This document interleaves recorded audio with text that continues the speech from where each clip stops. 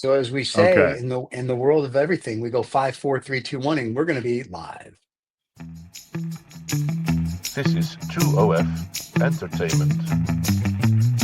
Well, here we go. It's the man that promises you nothing and delivers. It's the veritable man motor mouth. It's Road Woods who feels the need to call himself Robb Vega. It somehow makes him feel important. Anyway, do have a listen and try not to throw up. And here we are. We're back. There we go. We're back. We're back. All right, Steve. I'm back. You're blurry, but that's okay.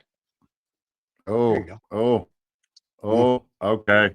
Apologies for the technical. This is gonna be like one of those Japanese movies where people are gonna watch you, but your mouth won't move until about 30 seconds after you speak. This is gonna be an awesome show. I'm loving this. The podcast people won't be able to enjoy that humor, but I'm gonna enjoy every moment of this.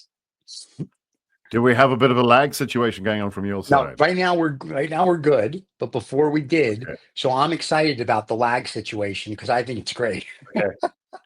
So I figure if somebody's stoned and watching this, like Trump, he'll be like, dude. So, sorry, just kidding. Right. All right. Wow, what a time. What a time to be alive, Steve. Hey? You think? I just read an article that Trump is going to give Russia back everything, going back to like the pre-World War II, the Baltic states. That's what Russia wants. That's the only way the Ukraine war is going to end. And I'm like, this is awesome.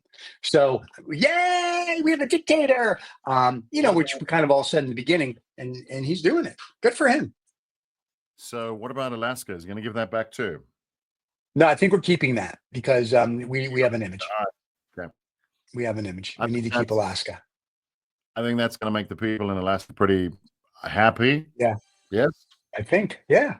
I think we're going to be. Yeah. I think we're going to be happy. I think the people in Alaska are going to be happy as well that they get to stay with the United States. We're going to keep it. Oh, we're going to have a funny show today. All right. Oh yeah, it's going to be something today. Let me tell you. So, I was scratching around things on a piece of paper, deciding what we should talk about, and there's so many things. The question is, how do we want to go dark, light? I think that's really the issue. How light or how dark would you? I think we do the rainbow. I think we do Roy G. Biv, man. I think we have the spectrum. Yeah, we do the spectrum. We do a little dark, we do a little light. We make a mocha baby. It's great. I love it. Okay, I'll kick off with something light, sort of. Okay.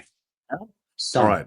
No, go ahead. There's so many right now. We've got so many leaders from around the world. Well, leaders. What really? I don't know if they're leaders. They are people that were elected politically. I think leader is probably an overstatement of their true capabilities. But let's just go with that. Leaders. And everyone is shouting at everyone, claiming all sorts of things. I thought to myself, what we should do is we should get these guys, all of them. Names are not important. Get these leaders from around the world, get them all together, and do something like a UFC. Give them gloves, boots, knives, baseball bats, each of the leaders. Right. And I reckon 60, 70 of them, put them all in a stadium, right? Right. And then we just go through all the issues that they have. Who wants this? Who likes that? Who hates who?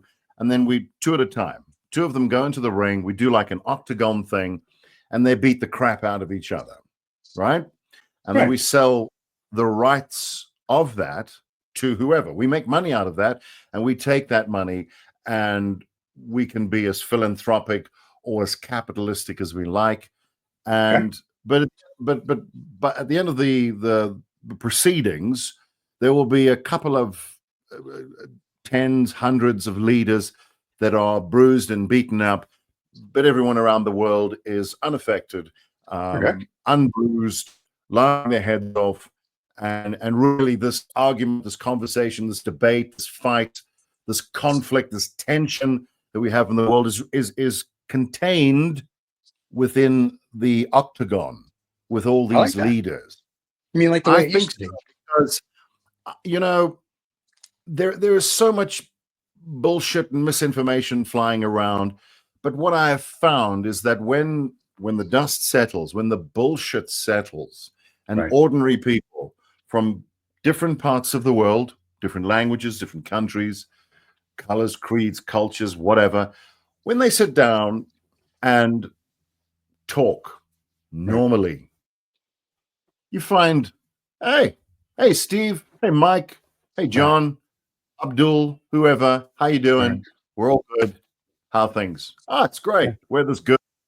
Um, Saw a show, played some sport, Sure. got kids, wives, whatever, husbands, I don't know. Yeah. And and you find that people, they're kind of the same. They're different. I mean, I've Right. traveled, people are different, but they're really, they're kind of made of the same stuff. Right. Right. And you say to yourself, all this crap is a couple of little guys in a room, and some of them are really little, Yeah. Wow. especially north Putin of and China. Trump. Sure. There's some Yeah. really, not big guys, hey, Yeah. and they are running the world, and they are getting people to say all kinds of crap about each other, Right. and you just think, what is actually going on here? I'm not a big fan of conspiracy theories or Illuminati, but I can see why people might think that. There's a boardroom of Right. people that are Well, just stirring up shit yeah. around the world. And is this what normal people want? Is this what they're about? I don't know. Well, let me just say this. Here at the Illuminati Lizard People Club, which you Yes. have to be invited to, I just want to say, we do sit around the table every day and think about how to destroy humanity. And we're doing it. Right. And the good thing is we've got Right. Putin and his people in Saudi Yeah. Arabia with Yeah. Marco Rubio, who one can't find Saudi Arabia on a map, and two can't spell it because he doesn't understand consonants and vowels. But they are negotiating the Ukraine right now. But the important part of this is they are missing the Ukraine at the table because why would you have the country you're talking about? But according to the FT article, Russia right now is executing Ukrainian prisoners of war, and there's a whole video. I put it out earlier today. Two, Russia wants everything to go back to pre-World War II. So, according to a university professor in Poland, and I can't pronounce his last name, but it ends in ski or toboggan. I don't know. It's one of those two. That's true. That's why they spelled their name SKI. They can't spell toboggan. But he was saying if Trump acquiesces to what Putin wants, he says the Baltic states now are going to have to form an alliance to fight Russia because Russia will come in and take Poland and everybody else. And now they're worried. Like before, it was, oh, funny, Trump saying we don't care. And Trump is really just throwing, according to this article on the FT, the Ukraine to the wolves. And everyone's like, once he does that, he'll throw the rest of the Baltic states to the. And they're like, Ukraine can't join NATO. Who are we to say that? There's other members. So the world's coming to an end. Right. Nobody believed it because no one read history. World War III Right. is coming, kids. Sorry. And all you have to do is go back to the 20s and 30s. There's timeline's the same. The rhetoric's the same. I mean, it's that simple. So yeah, it's until someone says enough is enough, and nobody seems to want to do that. They're all like, oh, he's just like the crazy grandpa. No, he's a dictator. There's a difference. Like the guy with the mustache, like he's just a crazy painter. No, not really. So the problems are coming, and even the Republicans now are like, "What are you doing?" So it's a whole thing, and I'm sure his loyal supporters, the brown shirts and the guys with those little patches on their arms, they love it. But if you're just a normal person and you want like everybody to get along, all 8 billion people, not so good. It'll be interesting to see how China does because I don't know if you're aware of this, but they're having war games, and China's last week or this week sailed 150 nautical miles outside the Australia coast to show their strength. And Australia, of course, sent their their little zodiac out there to go, stop, don't do that. But the other problem is they're having war games next month with Russia, North Korea, and China. And a U.S. military general said in an interview, he's concerned that that really is just going to be an invasion of Taiwan because nobody's going to stop them. So that, unfortunately, is where we sit now as a globe. So Russia and China are having war games, and they didn't invite us? Well, they have those War Olympics and they forget to invite us too. But the problem is, though, No, Stephen, you don't understand. Don't you remember they were having their little war game thing, whatever it was, off the coast of Cape Town? You remember that? They all came here, and right? yeah, I'm just, I'm just putting it Well, out there. you're not going to invite us to invade Taiwan. You mentioned the peace talks, or whatever those are, Whatever. with the other half not there. It's kind of like, I saw this the other day. Somebody was saying it's kind of like you go to the therapist and you come home and you say, honey, oh, you missed the most fantastic therapy session, and by the way, I'm leaving you. Right. It was awesome. Too bad you weren't there for it. Where was the other side? I must say, look, one to look on the bright side, but it's absolutely ludicrous what he said. Even if you're concerned, because I try to read both sides, and there are definitely two sides to this. And I go out and I hunt for. I know this sounds weird, but I go out and I hunt for media and views that are counter to what I believe, just to see what people are saying. For instance, the folks, there's obviously a lot of folks in the States, and I'm not sure if I agree or disagree with them. I look at this and I go, this is interesting. They say things like, we're tired of funding a war that cannot be won. This is what they are concerned about. This is why they are Afghan. in favor. What are we talking about? They're in the Ukraine situation, where America is apparently funding Ukraine to the tune of billions and trillions of dollars. I will say this though, one thing that I did find interesting, and I've heard it repeated quite a lot. Look, he says a lot of things. The Orange Man says a lot of things. He does. That wow. But there's one thing where he is nonsense, where he mentioned that America is literally giving billions to Ukraine and Europe is doing nothing. Now that isn't true. That is just not true. The last credible source that I read indicated that Europe had actually given more to Ukraine than the US. So that just isn't true. The problem is that he can literally say what he likes. He mentioned that Zelensky's approval rating was 4%, which is not true. And true either, you sit there and you listen to this and you go, it's this thing, and then it's that, and then it's that. And people believe that. And that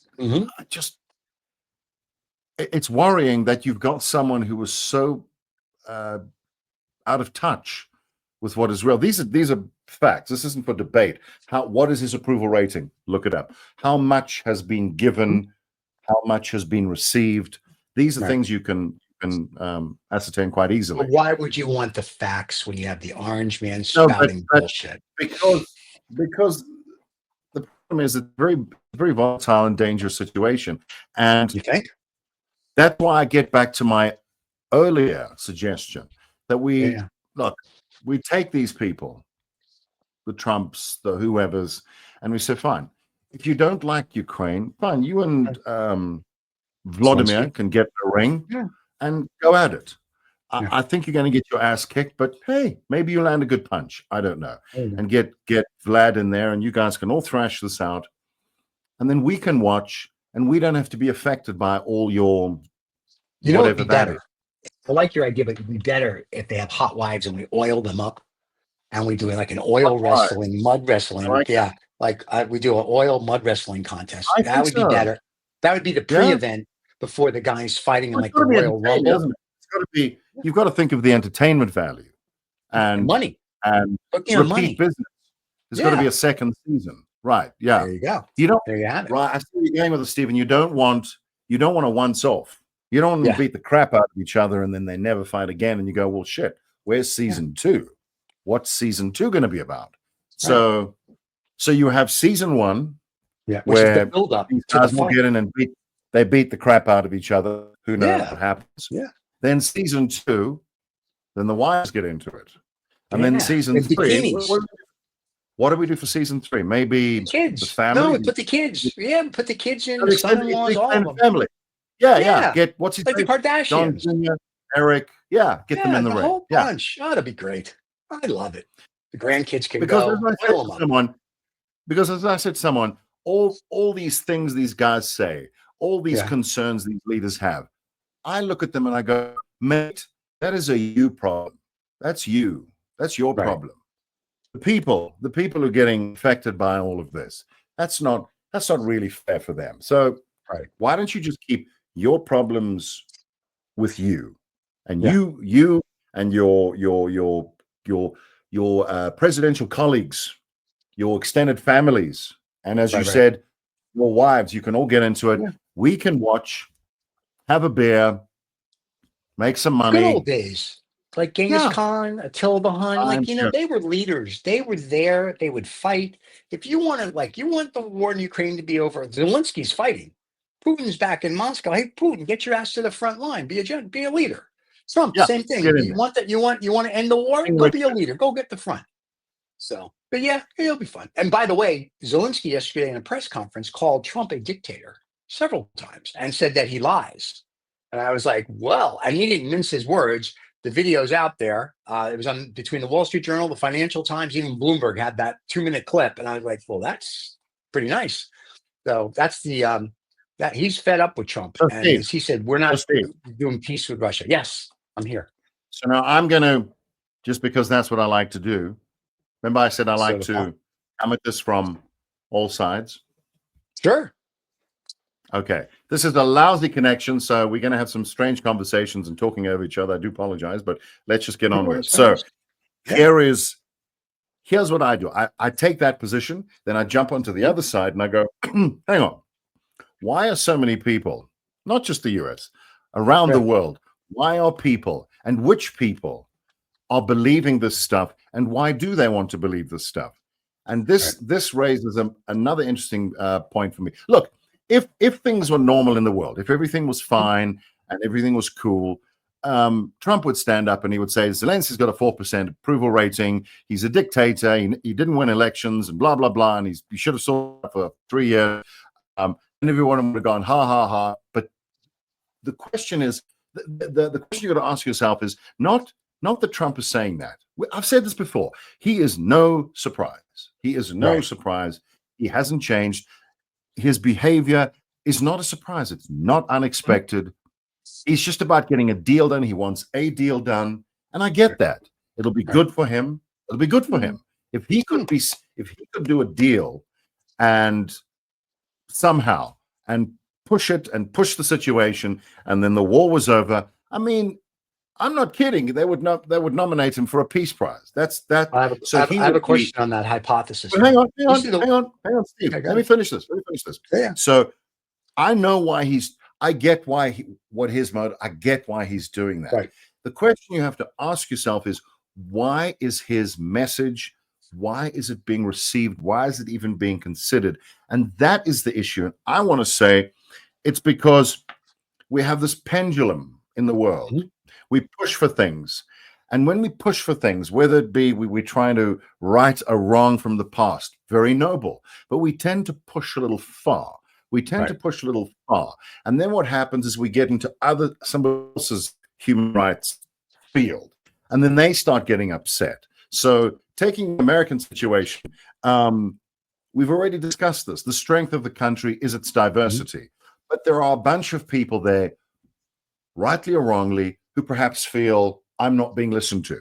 Then there's a push for an expansion of the rights of another group, which is noble, which is understandable.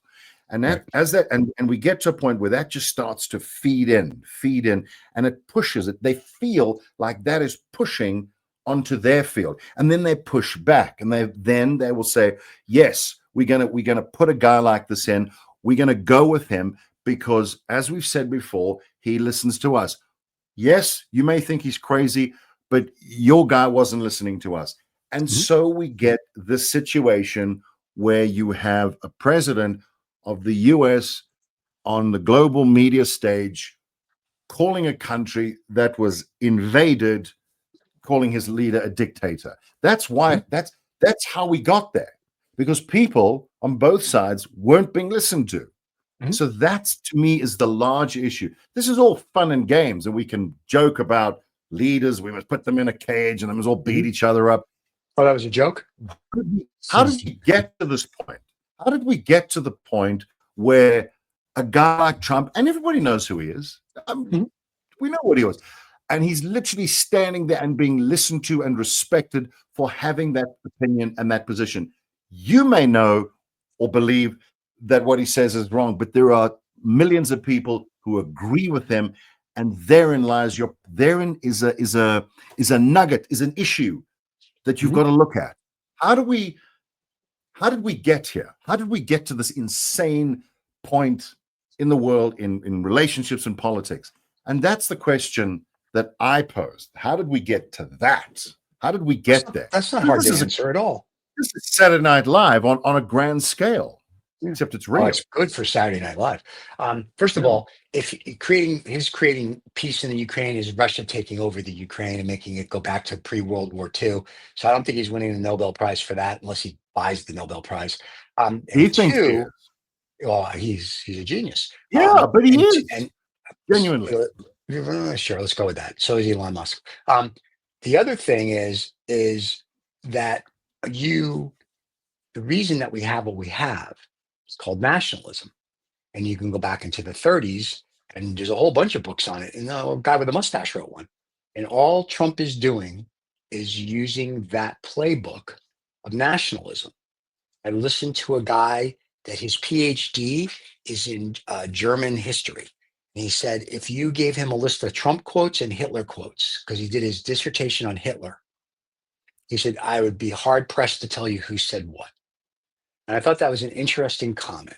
So it's all about nationalism, right? Because America feels it's been kicked around since, if you will, we'll say the 90s, the 2000s. Oh, we're not getting our fair. We're not getting, well, that's not other countries' problems. That's not here problem. That's the problem of the CEOs of these companies because you greedy little fucks want to make a lot of money and you sent everything away.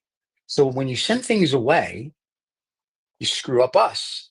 And so, make America great again. He said yesterday in a press conference in Miami, if you have $10 billion or more and you're going to make an investment, I'll let you come to the White House and we'll take pictures.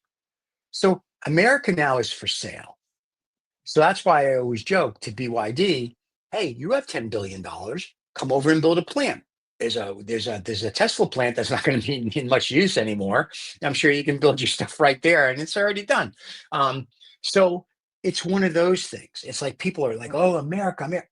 America, if you go back and read the history of it, was founded because we need to all be free and we need to do this and we want to, be what America's just becoming what we escaped. That's all. We're just becoming, what we escaped. The other problem with that is that because of this new nationalism, all of a sudden, we say it tongue in cheek. Either this time next year, when the midterm elections come up, people are going to love it, and there'll be more Republicans elected, or people are going to be like, "I've had enough," and there'll be more Democrats. But the Democrats still need they need to say something, or Trump's going to declare martial law. There'll be no more freedom of speech. It'll go back to the 1930s in Germany. Um, and then the world's going to have to make a decision what they're going to do. And I don't mean like China and Russia and whatnot are going to be like, oh, we can invade America. No, you're going to have to fight us to keep peace in the world because you got a guy who wants to annex Canada, go and send PS 137 from New York to go beat up Greenland. He wants to take over the canal because he's afraid of the Chinese. So, instead of everybody, to your point, sitting at a table and, oil wrestling their wives, we don't know diplomacy. This is not even Trump. I don't think he's ever used diplomacy, but that's a word that kids today don't know. So all everybody knows is let's go beat them up and let's go fight, because all they do is live in video games where they do beat them up and fight. Well, this is the real world. And as I said before, 8 billion people are on the planet. We'll say 1 billion are doing well. There's 7 billion that aren't. At some point, 7 billion people are going to be like, we've had enough. And that's what you have to worry about. What are you going to do? Nuke the planet? So they've got to really start thinking about, like I said, they go A, B, C, D, E, F, done. They're not G through Z. And that's where the problem lies. And that's, I think, every leader. Some I think are smarter than others. But apparently our current group can only get to F. And you better get to Z relatively quick. And they don't think through that. They think about what's going to be good for today, or to your point, to win the Nobel Peace Prize, and alienating our allies. And it's sort of like, well, this is interesting. So you just go back and look at history. We're just becoming a nationalist isolation country. But then if you take the dark side of it and look what another country that did that back in Europe, that's where this is heading. Unless something changes dramatically, like UFO lands tomorrow. I was like, hey, what's up? People are like, oh, wait a second. There's more to us than this. So you're going to need a miracle to get out of the next 4 years, or 8, depending on how long Lord Trump decides he wants to stay in. So it's not good. And I'm waiting for the day where John Oliver and Bill Maher and those shows that are on HBO won't be on HBO anymore, because freedom of speech is going to go away, even though they say we're allowed to. But I think at some point it all goes away. I was watching one of those shows you mentioned a couple of days ago, and for the first time, I have to admit, I thought to myself, it was strongly anti-Trump, and I thought, I had this weird feeling watching the show, and I thought, this is the first time I'm watching a show like this in US media, where I'm thinking, I hope this guy's going to be okay. Right. I hope he's going to be okay. John Oliver last week tonight. Well, all of them. More. They'll probably deport him, but I mean, your Colberts and your Kimmels and people like that. Oh, they can deport them. That's okay. John Oliver stays, but no, John Oliver's a U.S. citizen now. He got his but knowing them, they can. What I'm saying is a foreign link, so they can revoke that, send him back. But the other lot, homegrown. So I pick on John because obviously he's like me, born in the UK, so he's not. Right. He wasn't spawned in US. So deportation is right. Go back to where you came from. But Stephen and what his name, Jimmy Kimmel, obviously they came from there. So you can't exactly deport them anywhere. So I just hope they're going to be okay. I don't know. I watch these shows and I think to myself, you're only talking to these are echo chamber shows. It's not broadcast. It's blue talking to blue and it's red talking to red. So there's no communication. I don't know if anybody's learning anything about the other side, right? Or prepared to learn, or prepared to consider. That's why I like to look at both sides. I said to you, when I look at this and I can. The weird thing for me, Stephen, is it as ridiculous as the situation is. I like to think I can, and it's creepy, I can inhabit a point of view which looks at something like Trump and go, this is good for me. Why would someone think a guy like that is good for him? And the weird thing is, and I'm in all honesty, I can see why someone would look at a guy like Trump and say, this is good for me, because this is a guy that represents the things that I'm concerned about, that people have not been. We mentioned this in the build-up to the elections there, but this is a global problem. The leaders, you say the leadership is all screwed up, but these guys they're not. The thing is, the leaders of every country in a democracy, and for the time being, America is a democracy, and so are many of these Western nations for the time being. Right at the moment, right? But they were elected, so it means they were appointed by the people. The people of those nations hired them. So I'm saying, if you're looking, you need to double back and look at those people, the people that the candidates interviewed. They interviewed those candidates and said, right, what are your qualifications? What are your qualifications? We're going to vote for you. So the point is, even though they're the president or the prime minister or the leader, ostensibly they work for the people. They were hired by the people. So its will comes from the people. It's not just, I'm going to get back to this. The issue is not about Trump saying whatever he says. People say, oh, Trump, Trump, Trump, Trump, Trump. But he represents something. That's why he's there. That's why people voted for him. And whether you like it or not, he is there. He didn't get there. He didn't elect himself. Not yet. But he didn't elect himself. So other people elected him. So you've got to consider the target of a lot of the concerns and rhetoric. Trump, Trump, Trump. And I go, you're aiming it at the wrong. It's incorrect. You're aiming it in the wrong place. You instead of looking there, you should be looking here at your fellow citizen and seeing where has that gone wrong. And like I say, I can see why they feel that way. I can see why we had this recent thing where Trump was attacking South Africa and the we put out a short. We put out a short on your tirade about him not knowing what he was talking about. Thing is, Stephen, subsequent to that, I did a bit of my own. I did more homework and I had a look at the act and I considered what had been said and who was saying what. And weird thing is, I can see both sides of the argument. I can see why people would be concerned about something like an act which offers or allows for expropriation without compensation. And that is bad. If that was happening haphazardly, everyone would say that's bad. It isn't happening. You can debate the reasons why it's there, what it could be used for, who potentially could suffer. Then you could drill back and say, but who actually owns most of the land in South Africa? And you will find it's the government. They've got millions of hectares of land. Why aren't they giving that land out? Why are they targeting people? But I'm not going to get into that. That could be debated. The point is, in all these arguments, you can find the left, you can find the right, you can dilly-dally, but it's about people not there's a miscommunication. This all comes down to a miscommunication. The land thing here is a valid point, but it's not peculiar to South Africa. Expropriation of land is not peculiar to one country. It's all around the world. However, it speaks to a particular sector of South Africa that was, I mean, they mentioned the Afrikaners specifically in this argument that Trump has with South Africa. We'll offer you refugee status, blah, blah, blah. And it's interesting that for someone like Trump, who knows jack about the country, that he would zone in on something so peculiar, which tells me, rightly or wrongly, someone is putting that in his ear. But then I think to myself, then is that not how he's getting all his other information? It's been selectively introduced into his consciousness, and that's the issue. It's coming. He's not getting correct information.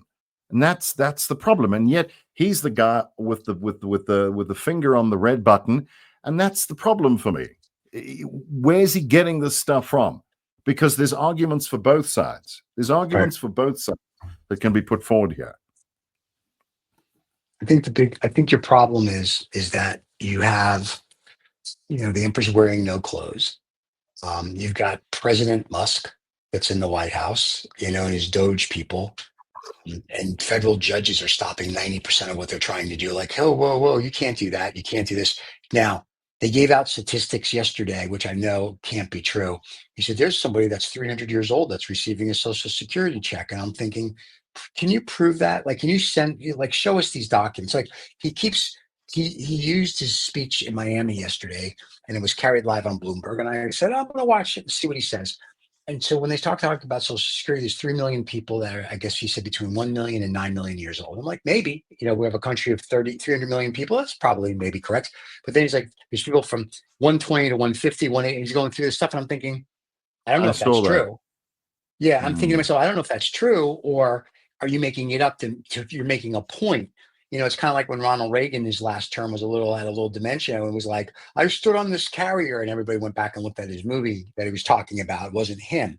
So I understand you're making a point, but even Elon Musk in a press conference said at the White House, the lady goes, how do we know what you're telling us is true? And he goes, well, you don't, because I'm probably going to be wrong most of the time. I'm thinking to myself, let me get this straight. You're in the Oval Office with the orange man, and you're telling us that everything that comes out of your mouth basically is bullshit. So now we entrust you to clean up the government. And I'm all for cleaning up the government. And I've said this before, and I said it earlier, AB3, A, B, C, D, E, F, Z, all the alphabet.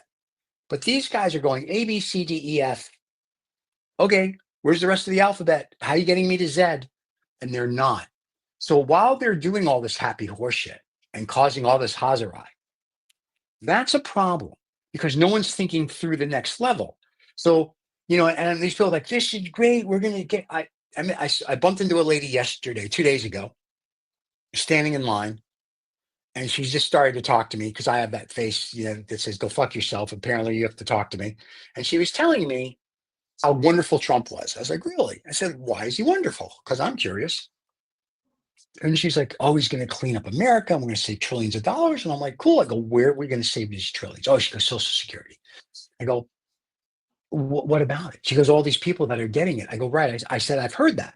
I said, but I need to see some proof. Well, he's the president. I'm like, I understand that, but I would still like to see proof. And she says, well, you know what's going to really save the planet? And I'm like, no, what? She goes, aliens. So now I'm thinking to myself, this is going to go either A or B. I was it's either going to be little green men or, the guys from Mexico. And she said, no, like this year, the aliens are going to land and help our planet. I'm like, okay. So it was an interesting dialogue. Yeah. Hang on. She's not wrong. It's called Elon. You've got yeah. Well, yeah. He's yours. He's your alien. So she's not ours. So Stephen. Yeah. May I just begin before I say anything? You are not allowed to send him back here. Oh, please, we'd love to. You are not sending him back, and he is an alien. We didn't know. We actually don't know where apparently he was born in Pretoria in South Africa, but that real place. I want to see proof of that. Yeah. Okay. Like Obama. I want to see a human test. See. Okay. Because I'm not sure that. No, seriously. You know what? This is again just an opinion, but yeah. When you want to build, like, let's think of something pretty serious. When you want to build a house, what do? You get an architect, you get an engineer, I mean, there's a fair amount of skill involved. Yeah. Sure. And you get people in who've done that before, who have presumably vast experience building, designing houses. They know how things fit together, what rooms you will need, how big the room should be, how the rooms flow into each other, how good they look, all of that stuff which experienced people would know. Yeah. Okay. But what you do is you will defer to the expertise of a contractor, architect, engineer, builder when they're building the house. You are not, unless you're an ass, and there are people who do this, you're not going to be on the site telling them where to put the bricks or the wood or whatever it is. You're not going to tell them. Otherwise, why don't you do it yourself? So you're going to get professionals to build your house. And then if they don't build it properly, you can, I don't know, sue them, fire them, and there's recourse. This is all hypothetical, of course. Hopefully you will have done your homework beforehand and you will have found the right people to build the house. So, however, you have to be fairly well off, fairly smart to be able to afford to build a house. And secondly, know what it is that you want and how to find the person that can build the house for you. Right? No different to running a country. And my problem is, and it's, again, this is not peculiar to the US at all. It is global. The UK is particularly conceived. Quality of leadership or lack thereof in the UK is astonishing. I mean, somebody once said you've got politicians in the UK who telling businesses what they should do, but they've never run a business themselves. So you've got someone telling an architect how to design a house, but they've never been inside a design studio. They've never set foot on a construction site, but they are making the laws and dictating to the people building the houses what they should be doing while they're building the house and what materials they will need and who they should be building the houses for. Now, what I'm saying is that this is what's happened politically around the world. We have elected people. We, as in everyone, we've elected people that clearly are not qualified to be doing any of these positions. The fact that you've got a guy in the White House who's from here, who's there now with his kid on his shoulders, making a complete mockery of the White House, by the way, if anyone cares. It's not good Lord, it's not kindergarten. And there it's like, take your kid to work day. That's the White House. Are you kidding me? And there was Trump sitting there looking bored as hell. Now, both of them have no idea what they're doing there. You could argue they're not necessarily the right people. Was the right? I don't know, maybe not. He was a politician for 50 years. What I'm saying is we have this leadership problem around the world because the people that are hiring those people don't know what to look for. We've said this before, Stephen. So we get the people we deserve. So if we don't know what we're voting for, then this is what we get. We get these morons. So it goes all the way back. Months ago, we spoke about this. Who should actually be allowed to vote? Who should pick these people? And it brings up the argument, should there be some kind of a aptitude test, an ability test? Because the person that occupies whatever house of leadership in whatever country is in a very important position, and you're giving them the proxy you're giving them is massive. That you're giving them extraordinary power to run your life. And if you don't know exactly what you're doing, you're going to get the wrong person there with the wrong motives. And this is what we end up with. This is why we have this massive confusion where you've literally got the president of the United States making shit up on the fly at a press conference and poking the bear or the grizzly bear or whatever.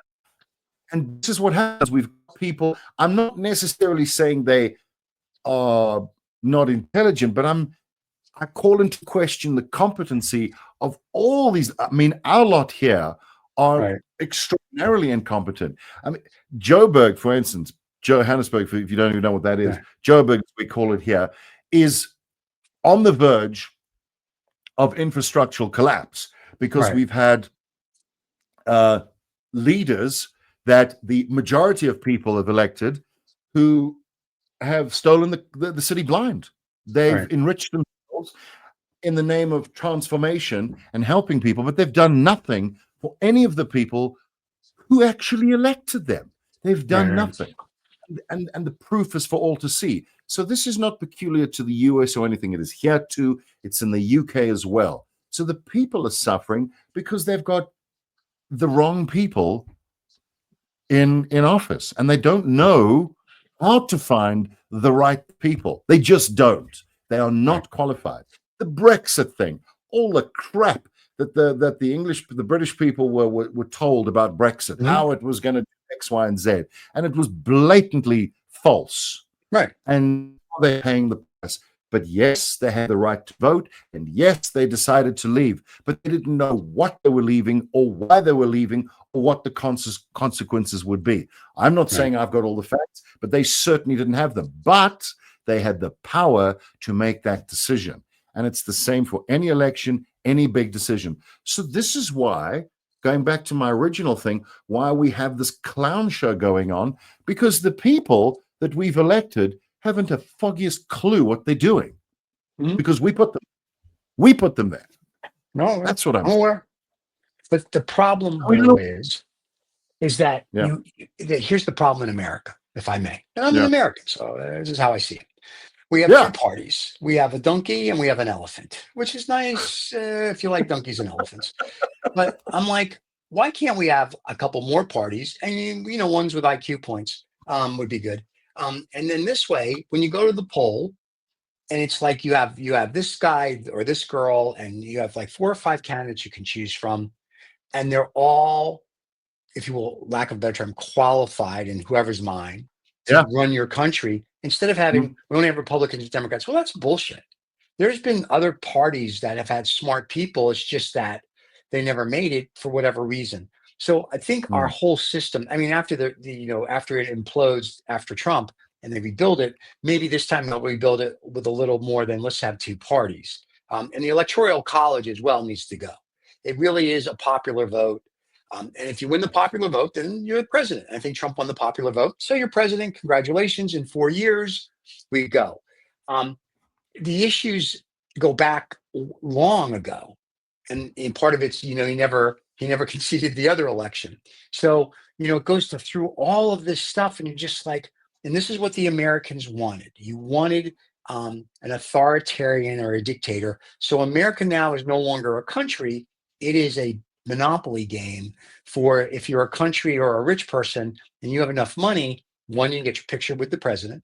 Two, you can come here and do business. But at some point, the rest of the world's going to be like, you know what, screw these guys. And then what happens? Because we don't make anything here. So we import more than we export. So what's going to happen to, like, what are we going to rebuild factories overnight? Someone said to me the other day, oh, we'll just build factories. Really? And how long do you think that's going to take to rebuild something and tool something? And where do you think you're going to get it? China? India? Because who do you think we get everything from? We don't make it here.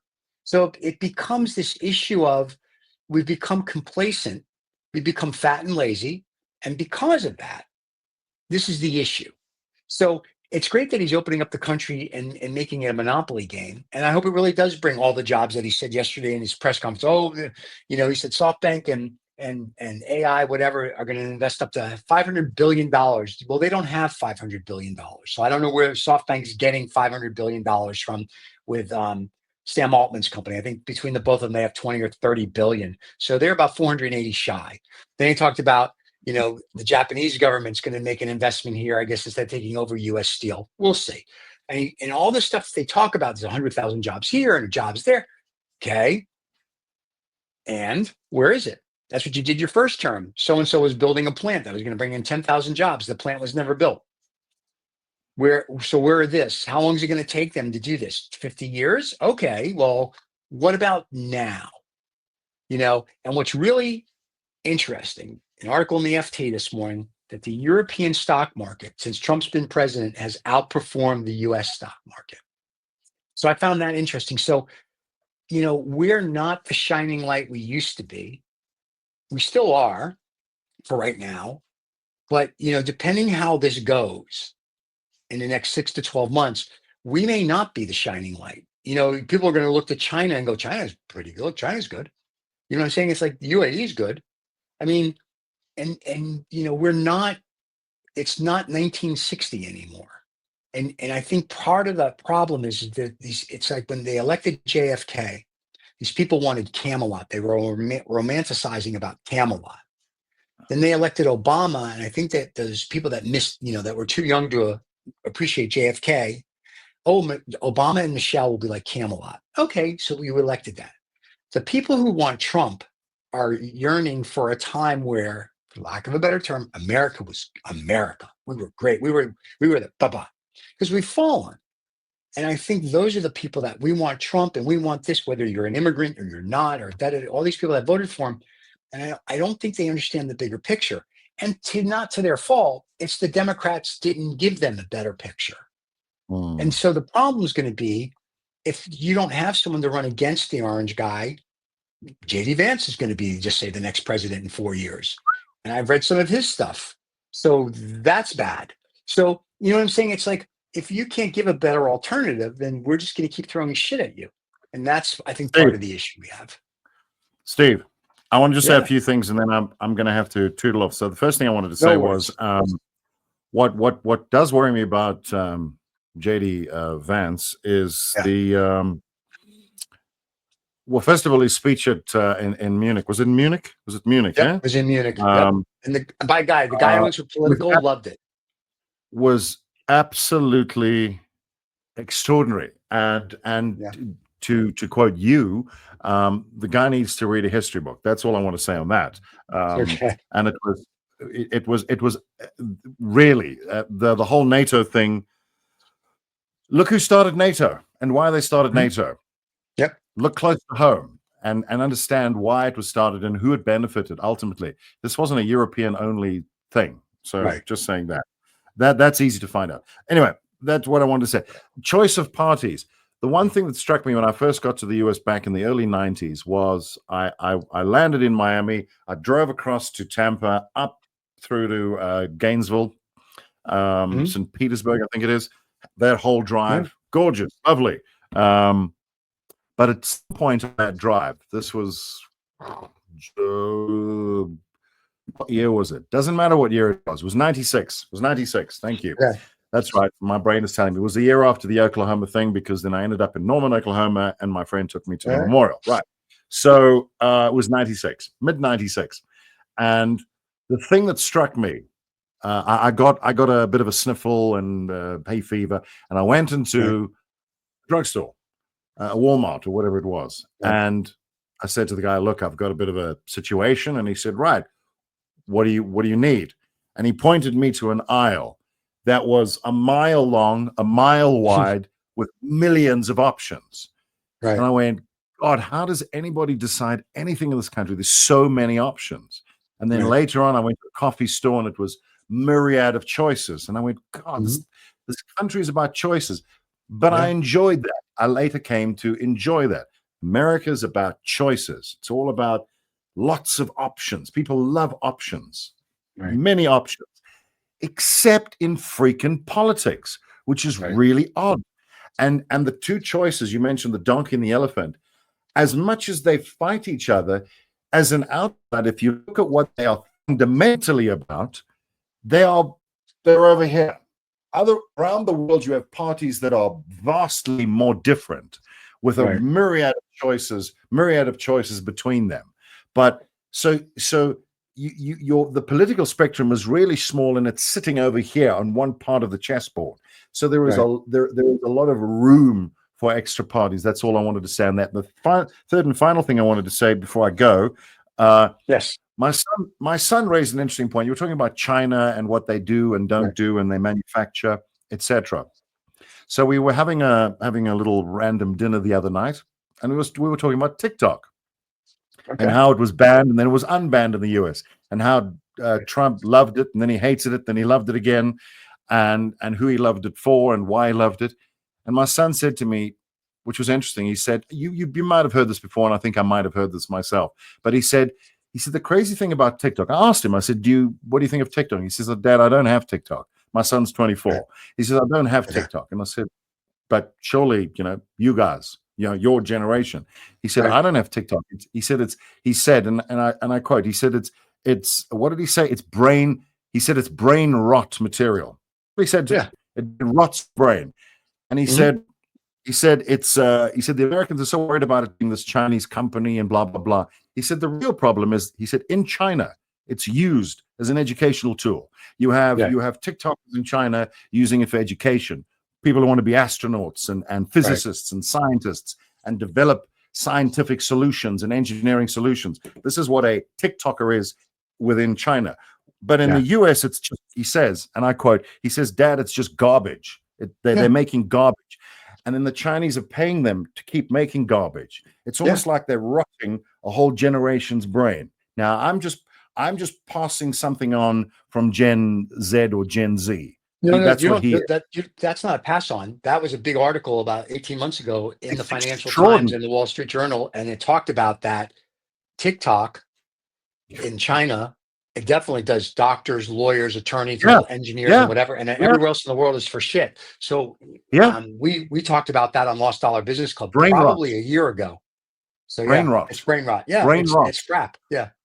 And the reason why I bring it up is there was such a big hoo-ha about who owns it and what they're doing, but no one's talking about what it's really doing, really doing to the whole generation. So people. He said what it's doing, and you probably spoke about it, but it was interesting. He said what it's doing is, it's not just that the kids are creating garbage, it's that that's all they want to do. So it's pulling their ambition away from being engineers, being doctors, being educated people. I'm just going to make crap on a social media portal, and that's what my life is going to be about. And my brain will rot away, and I will be of no consequence to any other country in the world, because this is all I will do. Right. And it's astonishing. And now, if you extrapolate that into what is going on in politics and information and how people access it, as we've said before, you've got millions of people who have no idea really what they should be looking for. And if they did know what they were looking for, they would have no idea how to find it. And if they were looking at it, they wouldn't know that they were looking at it, and they wouldn't know right from wrong, true from false, fact from fiction. They have no idea. They're a drop of water in an ocean, and they have no idea what they're doing. Nothing. There's no online intelligence whatsoever. And this is where they're getting all their information from. So that when you have a guy like Trump who stands up and says Zelensky's got a 4% rating, they go, yeah, it must be true. The lady you spoke to in that supermarket, and she says, he's our Lord and Savior. He's gonna bring the jobs back, and it must be true. And you going, how? And she goes, well, he's the president. And you go, okay, that's a title. What's his plan? He's the president. And they repeat the whatever they've heard. It's because they don't know, Stephen. They don't know. Welcome to America. They have no idea what they don't know. Welcome to the dumbing down of America. And the problem is shows like ours are like Stephen. Our world. I'm going to defend the US. I'm going to defend the US. This is a global problem. It's a non-Chinese problem. How about that? Right. That's just a non-Chinese problem. But here's the funny part. Shows like ours, even though we have a couple 100,000 people that are on our chat funnel, and our different shows are all very much like intellectual and talk and guests, they don't do that well on YouTube, but we put them on other platforms and they explode because people want, oh my God, there's thought here. These guys actually read an article or they talk about, and I'm fascinated by the dumbing down of America. And that's really what it's become. It's like, let's see how fat and lazy we can make these people, and they'll just follow us. And that's what's going on. So I don't know who the overlord's going to be by the end of the decade, but it'll be interesting to see. Now, we at the Illuminati Lizard Club, of course, we're just hoping it's us. So we'll have to see, because you people taste delicious. And that's how we look at it. But yeah, it's scary. So we'll see what happens this time next year if we still have John Oliver and Bill Maher and all Steve Colbert, who cares about him, and Jimmy Kimmel and the rest of these guys. I mean, like Seth Meyers, they can get rid of him, and Jimmy Fallon, I could care less. But I'm just saying, it'd be interesting to see if we still have these shows where you can make fun of the president and his cronies, or if it really is going to be 1930s goose step with little mustaches. So it'll be interesting to see how this pans out over the next 12 months. Can I repeat the show, the thing that we've said often on the show? If the president is watching, we'd love to have him on. Oh yeah, or Elon. Elon. Elon would be great. And hey, Steve. I call him on my show, my radio show. I call him elongated Rusk, as I've mentioned before. Yeah. And I just said to Mr. Elongated Rusk, who now apparently has his 13th child. Just by the way, he's on number. Yeah, 13. No, congratulations. Yeah. So congratulations, Mr. Elongated Rusk. And all I want to say is, come on the show. Love to have you. Really. We'd love to have you. You don't have to worry about funding for the show because we get paid nothing. So that's fine. Right. Nothing. It's zero. So no cost implication at all. Yeah. And you know what? You know what, Stephen? Here's the most important part. Elon will really relate to this. We'll tell him we love him, even if we don't. Oh, we'll suck up to. You know who else we can invite? We should invite Marco Rubio, JD Vance, and JD will get you a couch because we all read your book. Donnie Trump. Yeah, I got a couch. Yeah. Okay, you got a couch. And if those guys don't want to come, we also have an open invitation to Xi, because I would love to talk to Mr. Panda. Putin, I told you, David actually sent a letter to Putin's press office and asked if he would like to come on the show. They responded and said, give us a few months to think about it. A few months. You're joking. Chop. No, David said, I said, David, why don't you reach out to Putin? So he reached out to his press secretary, and we got a response that said, we have to look at your show. It takes 6 months to a year because we don't know who you are. But we're like, so it's about a year now. So Putin's people actually, out of everybody we wrote to, Putin's responded. Xi's people didn't, but we did send him a fortune cookie. So it could go either way.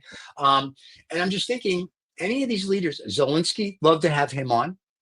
Sure. We're not going to tailor what he says. And any of these guys that would love to come on, and one of the fans wrote, why would they come on your little show? Why? Because our little show, we don't give a fuck. You say what you want, we'll ask you questions, and you're going to get it like both sides when it's not pre-planned. We'd love to just tell us about whatever. You can tell us how stupid we are. We don't care. Yeah, and I can confirm, this is not pre-planned.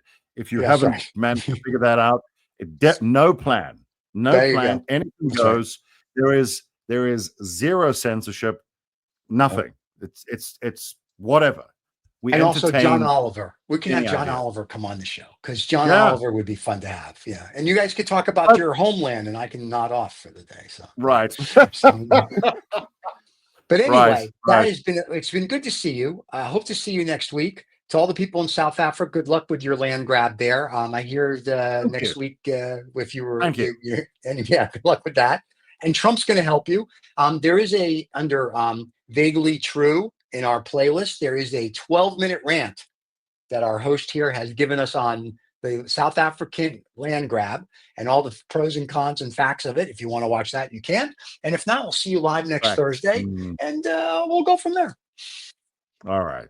I don't know about facts, but it certainly was a rant. It was good. I enjoyed it. I watched it. I've watched it several times, and I sent it to the White House to see if that'll help them. Yeah. and I'll just throw. I'll stir it up a bit. Within that rant, you may get the idea that I'm completely one-sided in my view. I'm not. I understand why he did what he did. Right. I just wanted him to come and do it here. Come here. Right. Come get some facts here. Speak. You can. Here's the thing, Stephen, and we say this to anybody. You can say whatever you want, but the only issue I have is, what research have you done? If you're going to talk about rugby or football or houses or whatever, you need to have you need to consult with the people. So if you're going to talk about what is going on in South Africa, absolutely fine. But then you need to go there. You need to, if you're going to pronounce judgment on another country willy-nilly, then you need to find out what's going on. And then you're more than welcome to pronounce judgment. Absolutely.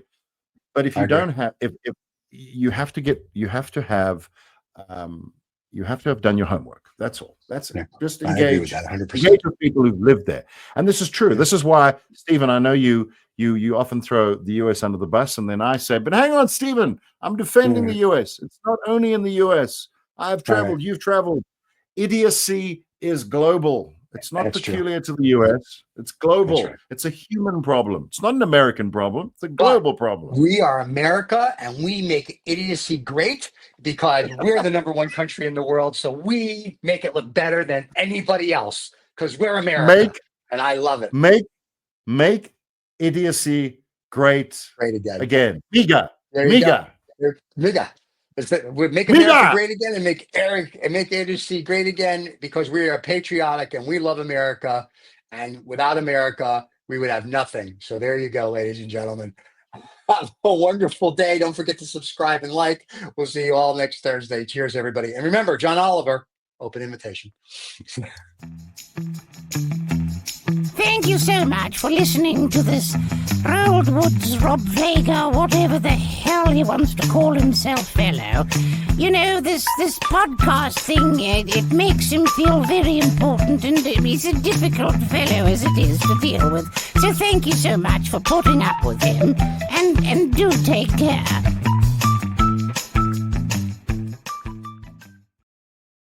That was funny. That was a good show.